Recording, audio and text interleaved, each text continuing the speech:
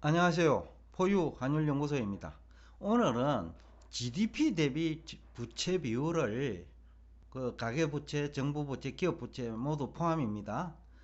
국가 간에 비교하는 방법으로 자산시장에 참여할 경우 실패할 확률이 거의 90% 이상이다라는 주제를 가지고 나왔습니다. 왜 이 주제를 가지고 나왔느냐 하면요. 금년 들어 전 세계적으로 시장금리가 상승하고 있습니다. 그리고 2009년 이후 세계적으로 정부 부채, 가계부채, 기업부채 모두 큰 폭으로 증가했습니다. 특히 2020년 코로나 사태 이후 부채가 급증했습니다. 대부분의 국가에서. 그러면 이제 부채 상환 능력 문제가 생기거든요. 시장금리가 상승하면 아마 올해 중으로 아니면 늦어도 내년에는 부채를 상환하지 못하는 국가도 있을 거고 기업도 많이 증가할 거고 가게도 있을 거예요. 그러니까 자산시장에 미치는 부정적인 영향이 이제는 머지않았다. 그런 얘기를 할 수 있을 거예요. 그런데 GDP 대비 부채 비율을 가지고 평가를 하면 우리가 오해 또는 착각할 수 있습니다. 구체적인 예를 제가 들게요. 가장 우리가 민감하기도 하고 또 실전에도 필요한 국가를 예를 들 건데 중국입니다.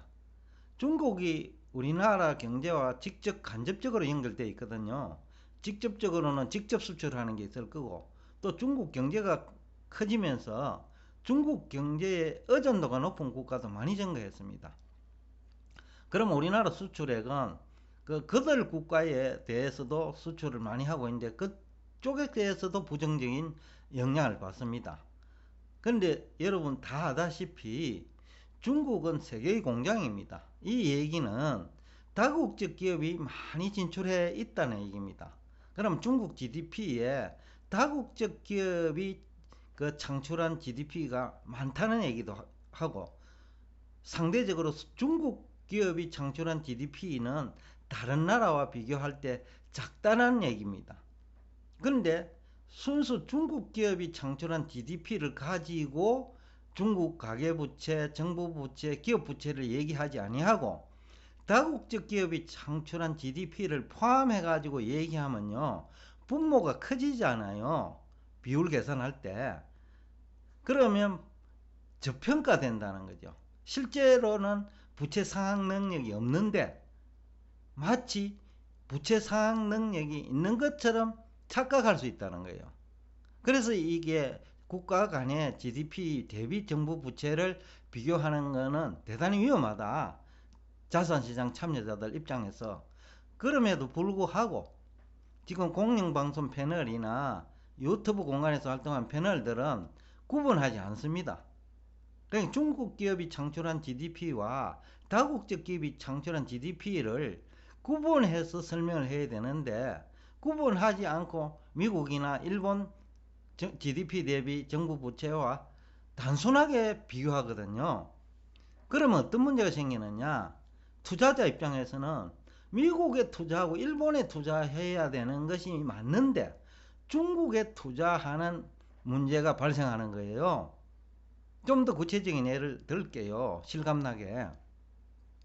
지난해에 KBS 방송에서 특집으로 다룬 프로그램이 중국 빈집이 6,400만 호다라는 주제를 가지고 다룬 기억이 여러분 기억나지요? 저는 생생한데 그러면 6,400만 세대가 얼마나 되느냐 금액으로 따지면 아파트 한 채당 1억 원으로 계산하면 6조 달러입니다. 그런데 중국 GDP가 작년에 10한 3조 달러 안팎일 거예요. 그러면 다국적 기업이 창출한 GDP를 절반으로 봐버리면 중국 기업이 창출한 GDP는 6조 달러 안팎일 거예요. 그런데 유령 도시 건설을 하면서 6조 달러가 GDP가 창출된 거예요. 물론 2015년부터 2021년까지 창출된 GDP이면서 또 유령 도시예요. 근데 이걸 5로 나누더라도 20%가 되잖아요. 5년이니까. 예? 그러면 매년 1조 달러 이상씩 그 유흥도시 건설에 따른 GDP가 창출된 거예요. 근데 이제 문제는 유흥도시를 건설하면 건설한 기업은 부도날 거 아닙니까? 그러니까 6,400만 건설에 1개 기업만 참여했을까요? 아마 건설 관련 업체가 제가 생각할 때는 수만 개일 겁니다. 작은 기업까지 합하면. 그런 기업들이 다 이제 위기에 몰렸다는 거죠. 또 그 기업들에 돈을 빌려준 은행도 위기에 몰렸다는 겁니다. 그렇죠? 그러니까 그만큼 GDP를 다국적 기업이 창출한 GDP를 포함하느냐 그렇지 않느냐는 엄청 중요하다는 얘기입니다. 특히 중국 기업 부채가 많잖아요. 다국적 기업이 창출한 GDP를 포함해가 비교하더라도 거의 170% 80%거든요. 그럼 순수 중국 기업이 창출한 GDP만 가지고 비교하면 200% 내지 300% 된다는 얘기예요. 이미 부채 상환 능력을 기업들은 상실했다. 그런데 중국 기업 주식에 투자해요? 그거는 그 기름지고 불숲에 들어가는 거와 똑같아요. 그래서 2015년 이후 중국 기업에 투자한 투자자들 다 실패한 거예요. 그런데 반대로 미국과 일본은 어떻습니까? 중국과 달리 자국 기업이 외국에 많이 나가 있습니다. 특히 미국이 그 정도가 제일 심합니다. 중국은 그래도 다국적 기업이 많이 들어가 있지만 미국은 자국 기업이 외국에 많이 진출해 가 있습니다. 가장 이제 그럴 수밖에 없는 이유가 캐나다와 멕시코가 미국과 국경을 인접하고 있잖아요. 그러니까 미국 기업들이 캐나다와 멕시코에 많이 나가 있습니다. 그러니까 캐나다 GDP와 멕시코 GDP는 미국 기업이 창출한 GDP가 굉장히 많은 거죠. 그러니까 어떤 문제가 생깁니까? 캐나다 GDP와 멕시코 GDP는 가대평가되고 미국의 GDP는 가소평가되는 문제가 있습니다. 그보다는 GDP 질입니다. 미국 기업이 외국에 나갈 때는 미국에서 활동하는 것보다 이익이 되기 때문입니다. 그러면 GDP 질이 좋다는 얘기예요. 그런데 미국 GDP 대비 정부 부채와 중국 GDP 대비 정부 부채 또는 가계부채, 기업부채를 비교하면 부채 상환 능력 현저하게 차이 나는 거예요. 극과 극이라는 거죠. 그만큼 중요한 게 GDP 대비 부채 비율 비교입니다. 국가 간에.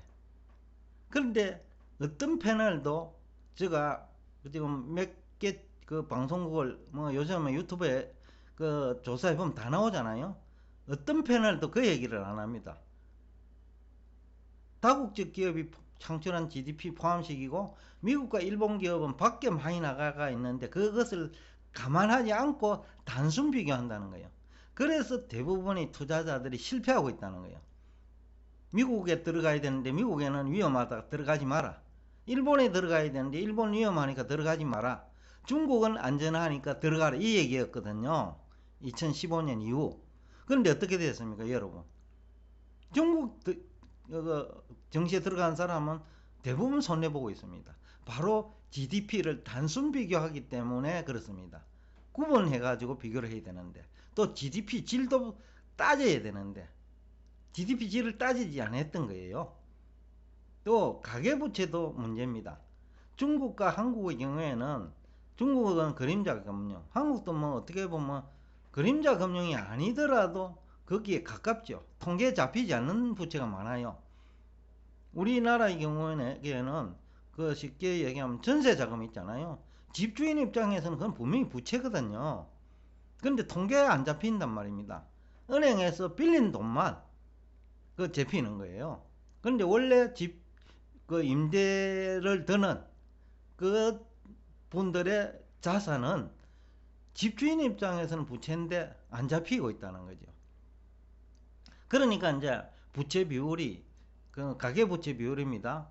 어떤 경제 전문가는 1800조 원이라 하고 어떤 전문가는 3000조 원이라 하거든요. 바로 그 차이입니다. 그러면 GDP 대비 3000조로 얘기할 때는 엄청 높잖아요. 그죠? 그런데 GDP 대비 1800조로 하면 아직도 100% 안 됐습니다. 100%도 이제 OECD 국가에서 1, 2위자만은 통계에 잡히지 않는 그 부채를 포함하면 한국이 세계에서 가장 높을지도 모릅니다. 그만큼 이제 한국이 위험하다는 얘기죠. 또 한국 증시가 상승하는데 한계가 있다는 얘기죠. 그래서 지난 시간에 제가 아마 그 우리 증시가 시장금리가 상승하고 금리를 한 번 정도만 더 올리면 그 고점 대비 약 한 15 내지 20%까지 조정받을 수 있다는 얘기를 한 근거 중에 하나입니다. 그래서 지금까지 한 얘기가 무슨 얘기인지 여러분 아시겠죠? GDP 대비 가계부채, 정부부채, 기업부채 비율을 국가 간에 비교해가지고 자산시장에 참여하면 낭패를 볼 수 있다. 그럼에도 불구하고 어떤 패널도 그런 그 방법으로 비교를 하고 있다 이거예요. 쉽게 하면 다국적 기업이 창출한 GDP와 다국적 기업이 아닌 자국 기업이 창출한 GDP를 구분도 하지 않고 부채도 마찬가지입니다. 그림자 금융을 얘기해야 된다는 거예요. 결국 시장에 미치는 것은 시장금리고 그 다음에 실질부채예요. 그러니까 실질부채와 실질금리, 시장금리죠. 시장금리, 실질 GDP를 가지고 얘기해야 된다는 거예요. 자국 기업이 그 창출한 GDP. 그것이 부채 상환 능력을 평가하거든요. 다국적 기업이 창출한 GDP는 부채 상환 능력과 아무 관계 없습니다. 중국인 기업이나 정부 부채 상환 능력과 아무 무관하다는 거예요. 다국적 기업이 창출한 GDP는. 그럼에도 불구하고 우리나라 패널들은 마치 다국적 기업이 창출한 GDP도 부채 상환에 도움이 되는 것처럼 얘기한다는 거예요. 완전히 다르다는 얘기예요. 그리고 GDP 질도 따져야 되는 거예요. 또 기업 부채도 그림자 금융도 포함해야 된다는 거예요. 그렇게 해가지고 어느 국가에 들어갈지 어느 기업에 투자할지를 판단해야 되는 거예요. 그렇게 하지 않았기 때문에 다수가 희생된 거예요. 그래서 지금 부채가 이제 많아지면 화폐 전쟁은 이제 피할 수 없는데 이 실제로 부채 비율이 이제 높으냐 또 부채 상환 능력이 있느냐 없느냐가 화폐 전쟁의 승패를 좌우할 거예요. 그래서 오늘 제가 이 얘기를 강조하고 있는 겁니다. 여러분 설득력 있습니까?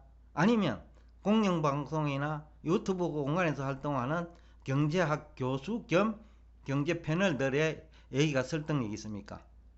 포유 환율연구소 주장이 설득력이 있다면 구독 눌러주시고 그렇지 않다면 누르지 않아도 됩니다.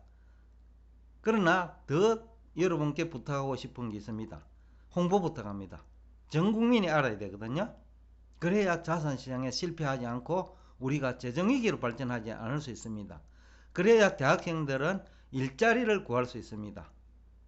더 이상 중요한 것이 어디 있겠습니까? 오늘도 끝까지 들어주셔서 대단히 감사합니다.